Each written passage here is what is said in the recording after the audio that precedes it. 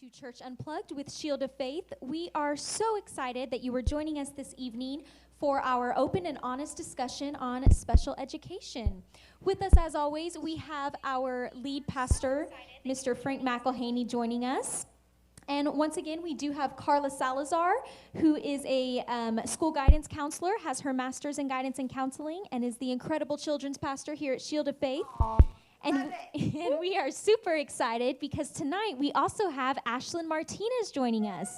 She is a special education elementary teacher as well as the worship leader here at Shield of Faith. So we are definitely looking forward to the things that they have to say tonight. My name is Jade Ruggarello, and I will be your unseen host for this evening. And as always, please feel free to leave comments, ask questions. We absolutely love hearing from you guys, and we will do our best to respond to any comments that we may get. With that said, we're going to go ahead and get started. How are you guys doing tonight? Good. Good. I feel like as I've watched church, I feel like I have to sit higher. Like work on the posture. Yes. Well, no, I see myself like on the video, and I'm like, what is wrong with you? Because I'm like slouching and. I like it. We got some green going on for I St. know, Patrick's no Day. pinching. You get to pinch Poppy. Oh, You know. Maybe not. Bummer. I always say I have green Next eyes, time. so that counts. I was a little worried because Carla was going to be with us today, so I made sure to wear Yes. because I She knew knows me well. I Growing knew she was up, gonna come get me. she's an OG children's ministry girl. She's been with me since the beginning. Learn She knows. the hard way, to say the least. I love it. Alrighty. Well, so we all know that tonight we're going to be talking about special education. And so I wanted to kind of open up, just to talk about, people who may have disabilities and kind of just focus on that word disability. We were talking before, and sometimes that can carry kind of a negative connotation to it. Mm-hmm. So I just wanted to ask if, Ashlyn, I believe you have the definition, right? Yes. She's filling in for Pastor Scott? Yeah. Pastor Scott is my dad, so following in her dad's his footsteps. I have the definitions for you tonight. I love it. And so the definition of disability is a physical or mental condition that limits a person's movement, senses, or activities. And so I think that's really important as we are talking about today, that there is a wide variety of disabilities, things that you can see, things that you can't see. And so as we kind of progress with what we're going to be talking about today, that's just important to keep in mind for those who are watching. She's good. I like that she said can see and can't see. And I think that it's important to note that disability in one area doesn't mean inability in other areas. Mm-hmm. Like I feel like those strengths that, I can speak for kids with disabilities, like my experience with children with disabilities is that they have strengths in other areas, and that should be highlighted and celebrated because sometimes in school, because you don't always feel successful in school, because school is all about learning all the time, right? That there are so many other things to focus on and strengths that can build them up. Right. And then that's a really important thing to note is that, and especially as we talk about today, opening that floor on just special education in general, there are things, special education has this, it's like a taboo thing to talk about. We know that, we talked about that beforehand, and but it also comes back to the reason of why we want to talk about the definition, and we need to have that kind of broken down in a way to, show that there's a lot more that they can do than what people typically would associate them to be able to do. And that's the cool thing. That's why I love my job. And so is to kind of bring light into that world, into that side of things. And you do a good job of playing on strengths because that's what special education is tell them the definition of special education. I'm not the definer. No. Well, it is. It's really all the special education world is to take the strengths on a student and really just put light on that. And how do you use those strengths to help, in a lot of ways, cope? We've been talking a lot about mental health in these past few weeks, about coping strategies and how we do that. Well, and the same thing in day-to-day basis for these friends, there's coping strategies that they use to help them go and do normal day activities. Right. And that's all that we do, and that's the cool thing, and that's what church should also be like for them as well, is a way for them as a safe place. Like my room, that's what I tell my kids all the time. This is a safe place for you. You get to be exactly who you are. You get to tell me, what's going on. It's going to be a real world experience for you, and that's exactly what the church should look like as well. And so That's not always what special education, like, I think it was growing when I was a kid, Yeah. but that's not the,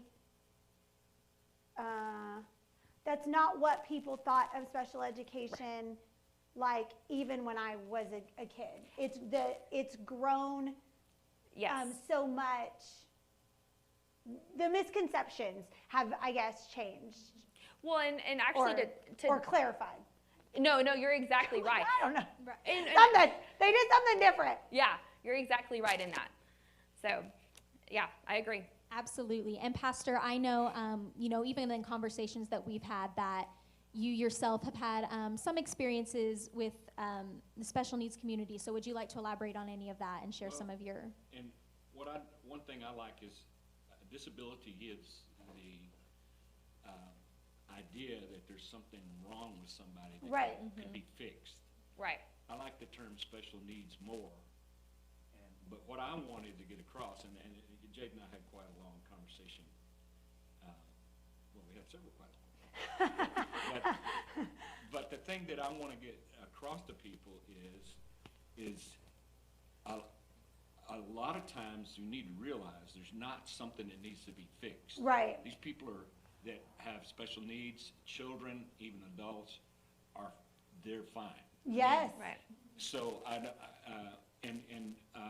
I know this is, and I'm just going to say this because we're being real, right? This is Church Unplugged. Yeah. A lot of people have special needs children or special needs person, and they bring them to church and they try to cast the devils out of them or try Right. to make them Right. get healed, Yeah. something like that. Right. And while I don't, y'all have known me long enough to know that I not only believe in miracles, but experience miracles. Yeah. I don't think that is the mindset the ministry should have Yeah. toward people that have special needs. And I know that there was a lot of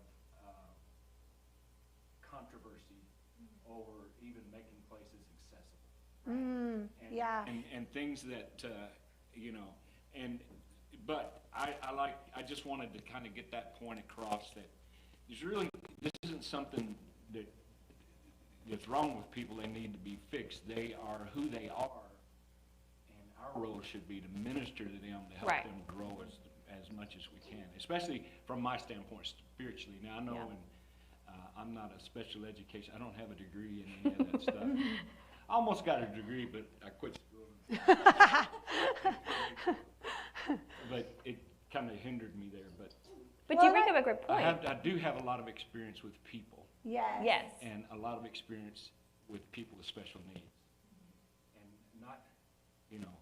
not like a teacher or anything like that, but just because my heart Yes. touches them. Yes. And we've even Yeah. had people here. One young man in particular, he liked to come up and stand beside me on the platform when I was love when I it. was speaking, And so his mother would just she was scared something was going to happen, and I told her, I said, just when I'm the preacher, I'm the one in charge. So if I'm not worried about it, you don't need to worry about it. Yes. And I've told people that about their kids too. Yes. If I'm not worried about it, you don't need to worry about it. And so one of the things that we need to do, it's a heart thing for me, Yeah. that I think there's a connection on a deeper level that all of us can have. And even I've known special needs people that couldn't vocalize what they felt. Yes.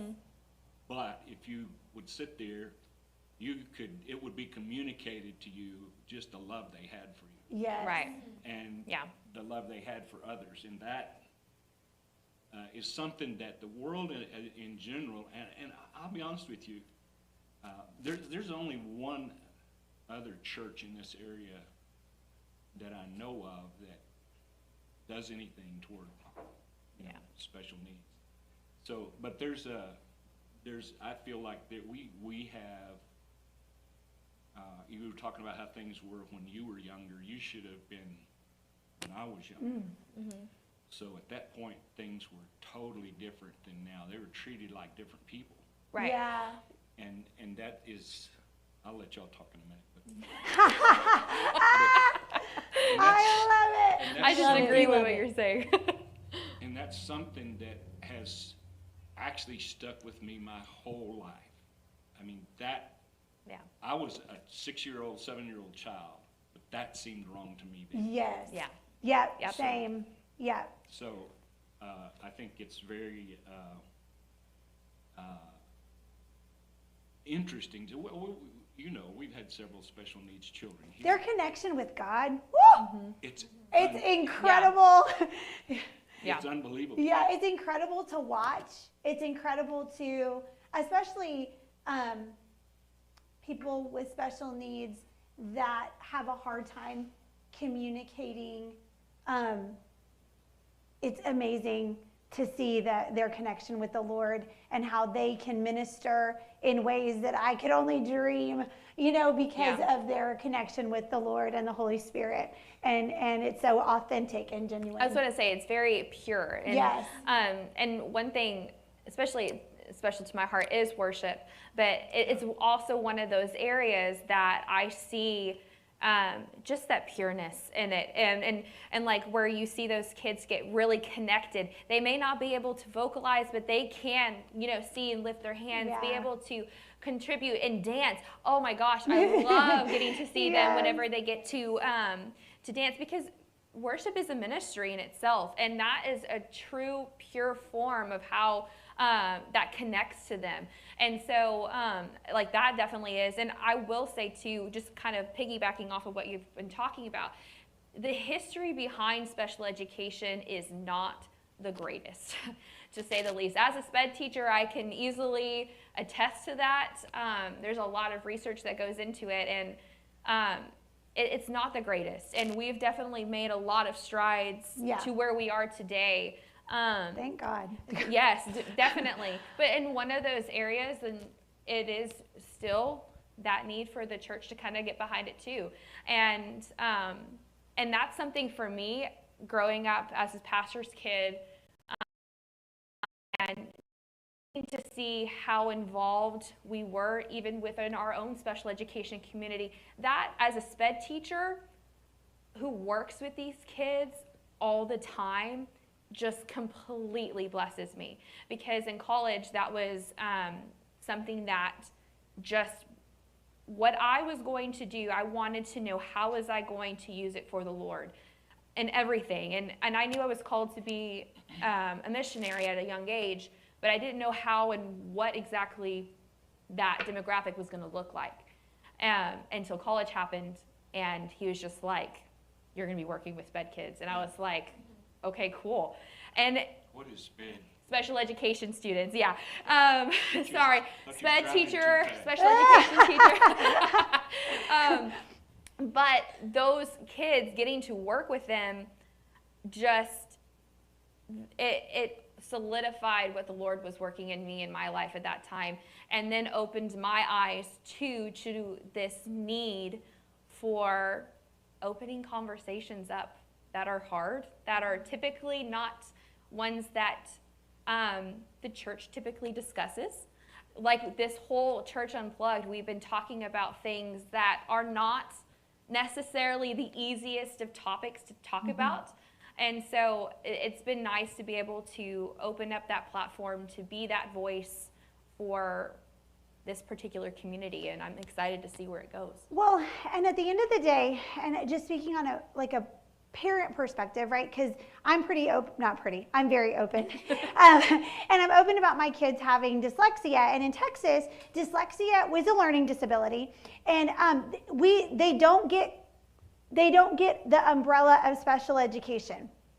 they end up going through another section called Section 504 to get their accommodations, which are things that they would need to help them learn in the environment of school, right? And one of the things that that is interesting about school and then having a learning disability is all day long, and dyslexia is a reading learning disability. All day long they read. So like they can feel like failures all day long, you know, like, and so it's so important to have teachers like Ashlyn who build on their strengths, because I've had my kids in different environments that they didn't always feel successful because they had to read all day, and they don't always feel successful when they're reading, or nobody recognized that they were struggling, and they were good at hiding it.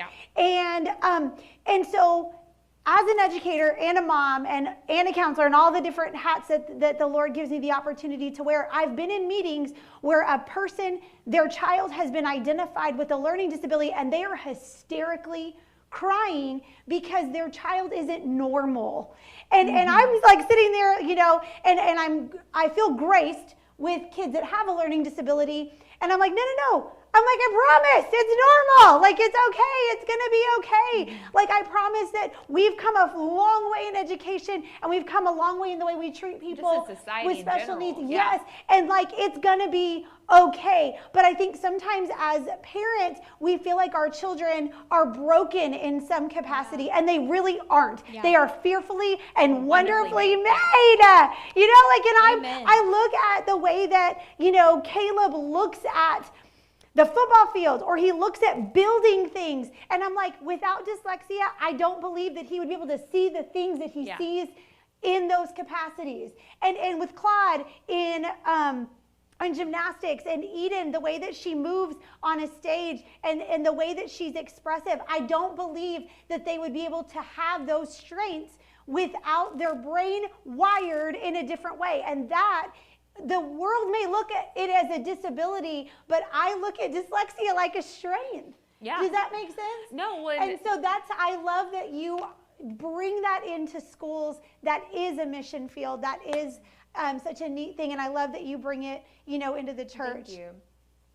Yeah. Well, and I think, you know, just going off of what you just said, Carla, a lot of times, specifically within education, we can think of, you know, school subjects as all that it is, and thinking, you know, oh, I'm not good at math, or I'm not strong in reading, but you just attested to the fact that you can have strengths in so many different areas. Yes. And there can be just a wide variety of talents that students can have. I love this discussion. You mentioned some awesome things, and there's so many things that I kind of want to go off of, but one I want to kind of come back to is, you know, we talked about how sometimes in the church that students with special needs or with disabilities may not receive the best treatment or care. So I wanted to ask. In our church, they do. In Shield of Faith, yes, absolutely. We have the best pastors. Well, and truthfully, just even though we have advanced as a society, just in the world in general, we still have a ways to go. And so I wanted to ask, you know, you guys, if there were any tools or any methods or just advice you have for people to be more inclusive to the special needs community. Oh, I like that word, inclusive. Yeah. Well, That's one of my favorite and words. actually, to go with, like, inclusive means to include. And so, and that's the basis, really, of any tool that we could give is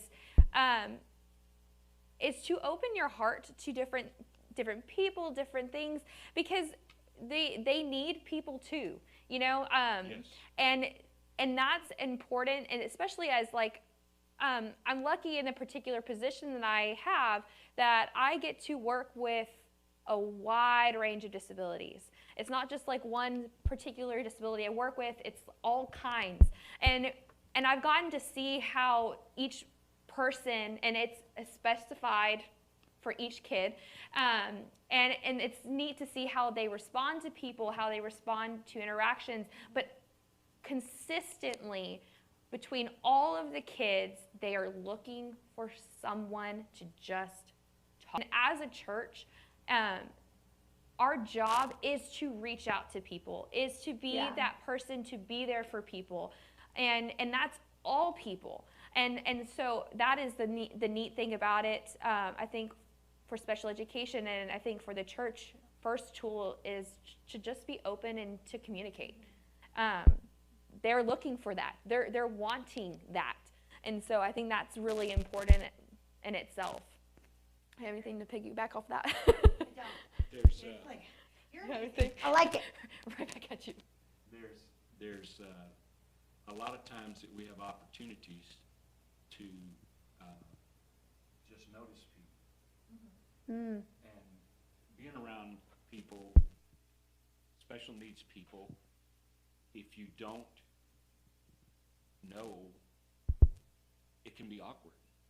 You don't know how to approach them. You don't know whether to, and so I'd really like you to speak to that a little bit, because I'm, the kids now, most kids like me okay, but they don't treat me like they do y'all. They're kind of about right here somewhere, but I'd like you to, that awkwardness that people feel, help us to have some tools to maybe step past that a little. Well, I think the first one is to just walk in grace. And what I say by that is understand that it's just that first taking a leap, just to say, hi, how are you? That in itself, right there, will make their day. For the fact that you try. It's the same thing. My husband speaks Spanish. And I will say this, because my husband speaks Spanish, and I wish I could speak Spanish. I try, and I get really, really, really shy, which is not my personality, as you probably can tell right now. I am not a shy person, and so for me, I get really shy because I don't want to mess up. But through the years, and I mean, it's not going to just be like this easy thing. I'm not going to tell you that. I'm not going to lie to you and say, oh, it's just going to be night and day comparison if you put these tools in place. But I had to step out and just open the door and try. And I was pleasantly surprised, especially with my mother-in-law, where she was just like, oh my gosh, you said that right. And I said, yeah, I did. Like, I was like so excited. And she was like, you did, that was so good. And so it got me more comfortable with that opportunity to talk to them. And I think, and that's really what they're looking for. If you're trying, that's all that matters, to try first. And then I think second, I don't know if you want to piggyback off of anything else to add to that. Well, I actually wanted to piggyback. It was funny because you were talking about your response to not knowing something, and you get shy, and I get very distracting. Like, so there's a simulator that they let educators do it simulates learning disabilities, and everybody responds in a different way. And I get myself in a lot of trouble, y'all. Like, it's funny that everybody responds differently. And I think something that people need to be cognizant of is not behaviors have a function. Like, there's a reason for certain behaviors, and some kids are going to be in your face, and some kids are going to be shy, withdrawn, and some kids are not going to say a word, and some kids are, and it's okay for you to be you and reach out to them for who you are in the way that, and who they are, right? Yeah. And so, like, I mean, literally in the dyslexia simulator, I had people be like, shut up, Salazar, and I'm like, I didn't do anything! But that's because in my uncomfortability, and even in my non-uncomfortability, I get louder and more distracting and sillier and not, probably not who you'd want in a classroom. And so even with the learning, they'd probably be like, get out. And that's something, another thing to think about as a parent with a child with a learning disability. If they're dealing with behavioral problems, it may not have anything to do with the fact that they're struggling with their behavior. It may be that they're embarrassed that they don't understand some of the things that they're learning in a classroom. And so something to be cognizant of is, hey, wait a minute, the work that's a question that I know we both ask. Is the work getting harder? Like, if the work is getting harder, especially kids that are in a as academics as academic demands increase, right, behaviors may change, whether it's withdrawing or being more of a hot mess, and those are things to think about and look Yeah. at, and things that I feel like we both do in the education setting, of why are they acting that way? Is it because Right. they're not getting it, or is it harder, or Right. whatever? And then, of course, in other capacities. Anyways, I think that's enough. No, but it's very true. Well, and I think too, well, I just lost my train of thought, but I do agree with what you said. A long time ago, I hadn't been a Christian all that long, but I was teaching the adult Sunday school class. And when you say the adult Sunday school class, you're not talking about these young adults. You're talking about, my pastor was part of the class. So intimidated. Is that right? I was asked a question and gave kind of a snap answer. And then, of course, there was other questions. And then I was I knew what I'd said wasn't right. So I kind of left it, Sunday school class was over. We're fixing to have real church. And so I'm already a mess because I didn't know what was happening. You're feeling it. Yeah. So there was a young man who was special needs. I didn't know he could talk. I knew that he couldn't read. But as I walked past him, he just, in a very quiet voice, without moving, he just said the answer out loud. And so I just stopped there with him and I said, why didn't you help me out then when you had the opportunity? Yes. And he said, he didn't respond to it, but he just kind of smiled. And he just hung me out to dry.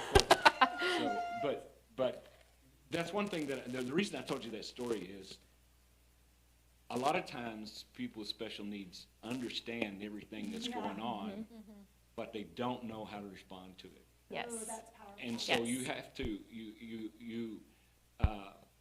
and so you have to be, and from my experience, you have to be you have to not be so shocked at everything. Yeah. Yeah. Because sometimes it can go like, it may, and then you figure out, there's something I'm not getting. And if you think about it, I've had some very funny things happen with trying to figure out what people were, trying to tell me, and so it was hilarious. There was about 3 of us, and we were all trying to figure out. So we were bringing them a stick or whatever it was, trying to get them. And that's not what they were talking about at all. Yes. They didn't want anything. They were trying to tell us something. So, but Yes. but a part of that is being willing to notice. To try and notice. And not just, I guess a lot of times, even if someone with a disability tries to reach out to you, some people just walk by. Yes. Yeah. And you I don't like it. it's not because of the bad, it's just they don't know what to do. Yeah. But like, Okay. if you see I a give you guy, that grace. if you, but it's like a guy, if you see a man in a wheelchair and his wheelchair stuck in the ditch, well, there's, it doesn't take that much to figure out you need to have Oh, Right. Yes. ditch, Right. Yes. And one time I had that when I was a child. I met a blind man, and he was going to church. And at that time, church, I'm playtime. And so he's going down the road, and he had this stick. Well, see, I didn't know what blindness was. I didn't know. Oh, gotcha. He said, I'm blind. You're like, all Can right. you show me where the church is? I said, it's right down there. And he said, no, show me where it is. So, I got his hand, and because he has his cane, I said, it's right down the street. And so once he got to where he was getting in the ditch with his cane, I figured out this man can't see. So I took him on the steps of the church. But a lot of times, for those of us, when you're talking about learning disabilities, I figured out I had several learning disabilities. When I was going to school, I didn't know it until just now, so I learned something. Oh my gosh. But I love it. my biggest learning disability was I wouldn't listen to what the teacher said. Well, we got accommodations for that, so we got you. But the thing is to give people an opportunity to engage with you. Yes. And I think, what you said a while ago about spiritual and a thing like that. And sometimes when our other senses are not as bombarded by what's happening, then the spirit can really hear. That's true. Yeah. And I've seen it a lot, but especially children, I believe we should help all children become who they can be. Yeah. Special needs children, all children. I believe we need to really focus on the children. Amen. Amen. Yes, absolutely. That's Do you my have heart. any final thoughts, comments? Let's see what Ashlyn has to say. I know. I want you to explain accommodations because you said we have accommodations Yes, for that. yes, And please. what and why do we have accommodations? So accommodations are basically ways that we play off of their strengths. So, for example, if a student or Is just- wiggly like me? Yeah. What if they're wiggly like me? they may need to stand up, and we were talking back before. I do stand up when I do schoolwork. Yes, and it really, and actually, like, I am somebody, I don't know if y'all can see, but I'm like swaying in my chair. I have to move as Mover. well. And so, and that helps me focus. But, and that is actually a key. Some kids, and even adults, there is this, growing up, there is this way of what church looks like. You're sitting in your chair. You don't talk during the service. Your eyes are watching the pastor talk. And it's very prim and proper is a good way to say it. Whereas there is a lot of people, and I mean just in society in general, there are more people than not who need different ways to move around or different ways to pay attention to things. And so accommodations are basically like that. Whereas you have like a wheelchair accessibility feature of like a ramp or something like that. That is an accommodation or a modification actually to like a church building that helps change it to where they can get around. Well, that's the same thing for like if you need to move up or if somebody is standing in the back. They're not listening. They are listening. It's just that's their way of being able to listen to it. Same. So as a classroom teacher, because kids have different accommodations, and I'm a teacher with a special education heart, right? So kids were in my classroom that had special education services, and other kids would ask, why do they get to do that and I don't? And one of my favorite sayings, and I don't even know where I saw the saying, is not everyone's fair is equal. Not everyone's fair is equal. Is that the right way to say it? I would think so, yeah. Not everyone's fair is equal, or not something like that. So meaning like, in order to have some sort of equality in the classroom, these accommodations are set in place so that everyone learns at an equal, with the same opportunities Right. as everyone else, Yeah. right? Like, because not everyone's fair is equal. I think that's the right one. I think Yeah. I got it. There you go. I don't know. Lord have mercy. Give me grace today, all days. Yeah. So I think that it's important to have those accommodations so that the playing field is a Right. little bit more equal. Yeah. Yeah. No, well, and it is. Is that the And- right word? No, it Am I is. saying it right? Well, and a lot of the time that, A little more inclusive. Yeah. look at you using that special education lingo that you got there. Look at you. So what do you say to people that feel like special education is an intrusion into the classroom? It is not. Actually, Well, you're very calm. I could answer that question. I have a lot to say about that, but we really have, I guess my big thing, society's changed a lot since back then. We just talked about history. There is a lot of negative connotations with special education. No, there still is. And there still yeah. is, even with the kids. Like, I mean, the kids, kids don't all, and I don't even think that has anything to do with their parents, or even they don't want to look different. And sometimes being taken out of a classroom to learn in a different way sometimes makes them feel, and especially at certain age groups, makes them feel like I'm being singled out, or I look different, or whatever that might be. Or, what else? You know, I think though, I'm not trying to interrupt you, but No. I think that in the last maybe 10 to 15 years, differences become more appreciated than before, because everybody was so intent on this social norm. Yes. And I think in my discussion with Jade, I reject that idea of normal, because I totally reject it, and I'm not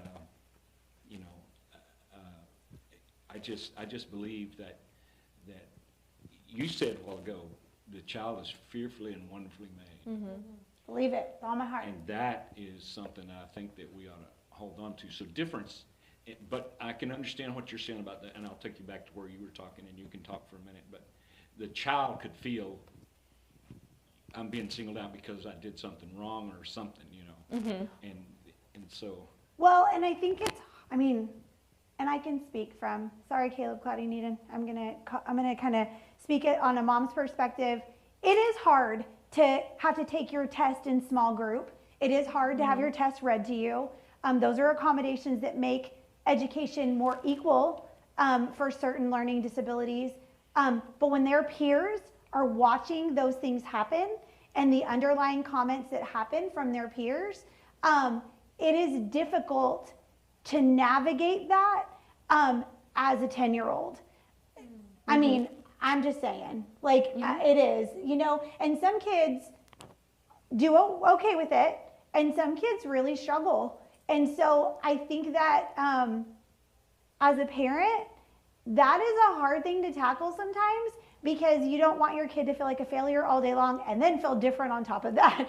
You know what I'm saying? So I don't know. I know you do a great job with your kiddos, and you, like, inclusion, meaning like you are able to go into the classroom and help all kids, so that your students don't necessarily feel like they're singled out. Well, and we have open discussions. Like, when I say, like, my classroom is a safe place, that is exactly the way that I operate things. And that means that we have, like, hard discussions. How is class going? Yeah. Like, how are you feeling when you have this put in place? And with those conversations, it helps even me as, like, a SPED teacher, or just from the SPED world. How can I make that easy on them in the room while they're in the classroom? And so I look for ways, and just like Carla said, and our job, and this goes back to even the church, as adults, we are the people to set that example and that precedence for other kids. And the kids watch us as adults, just like I watched my parents, my grandpa, my poppy right here, how he interacted with people, Carla, how they interacted with people. That's true. We watch, and our actions speak louder than words. That's the only time you ever called me grandpa. Oh. Well, they didn't know they didn't know Poppy. better. I Poppy know. makes I me was feel younger. Why do you think I corrected myself and said it? I said it felt weird. But the point is that, like, going back to the question, and that's what I was meaning about society really has changed. There is definitely things that are day-to-day basis that are such struggles still. But we have been starting to have more open communication about hard topics like this, where it helps educate other people. Yeah. And I think that the more good. that we're able to educate ourselves on that, That's a good point. that is my role too, That's a good as point. a SPED teacher going into the ministry. How can I help educate? How can I help make this like my classroom in a way? How do I go and make it inclusive for people? How do I make them feel welcome? And that's like a challenge too, just as those who are watching. Think about the ways that you are interacting with others around you, those who are watching you, and make that be your challenge as you go out your day-to-day basis. If you want inclusion and you feel like, and you want that to be something that is seen, actions speak louder than words. That's and true. that really goes to that That's community. powerful. Come on, preach it. So, Yeah. but yeah. Amen. Well, I think with that, that's a perfect note to end on. Thank you guys so much for sharing your hearts tonight and having this discussion. I know it was definitely something I enjoyed hearing, and I'm sure many other enjoyed hearing as well. We want to thank each of you so much for joining us as well this evening for Church Unplugged. As always, feel free to like us over on Facebook and follow us over on Instagram. Those are two great platforms to stay connected with us and find out everything that's happening here at Shield of Faith. We hope that you can join us next Wednesday, where we will be holding an additional conversation on personalities and how they correlate with mental health. Once again, thank you so much for joining us, and we pray that you all have a very blessed week. Good night, everyone.